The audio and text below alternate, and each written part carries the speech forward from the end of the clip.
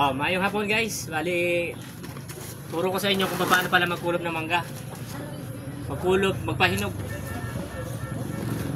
Bali, pagkadadating ko lang, galing ako ng Laak, Davao de Oro.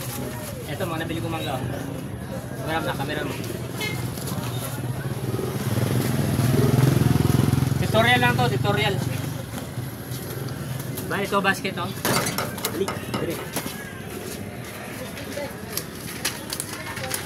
Simple lang to, simple lang. Ito mo sa mukha ko na. Ganyan na guys, malito po.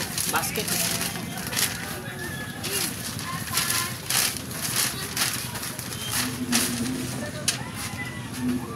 Basic lang, basic. Sige lang, vlog. Basic lang to, basic.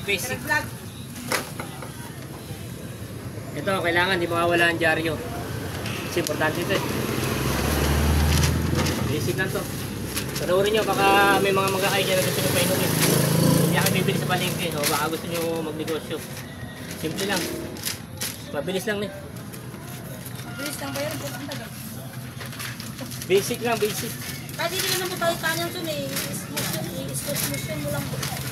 Walang putol tong video natin, tuloy-tuloy ito ha. Baka sabihin may daya. Tingin mo ba? Ano ko rin salo yun? Baka may sabihin may daya to ha.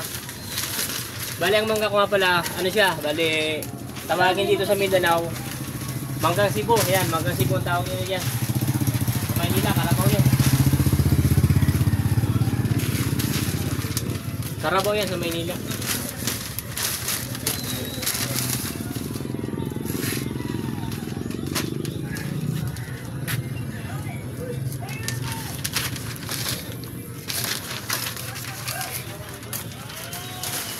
Kailangan wala singaw, kailangan yung mga, ayan, makikita nyo may mabutas siya, kailangan yung matatakpan yan. Okay. Wala pa isa. Sabihin mo rin pa na ilang dyaryo gagamitin. Kailangan wala singaw, kailangan lahat ng butas matatakpan. Pagkatapos, ibababa mo na. So, importante ito. Sabi naman sabi mo. Kailangan yan. Hindi na yan magkasya dun sa ano. Hindi kasi masisira yung ano niya, tsaka hindi masisira yung mangga. Ito yung number 1 na importante. Kailangan to. Ito yung susi para mahinog ang mangga.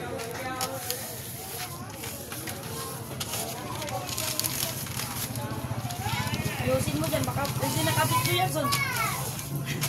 Video mo ay sa baka sayang.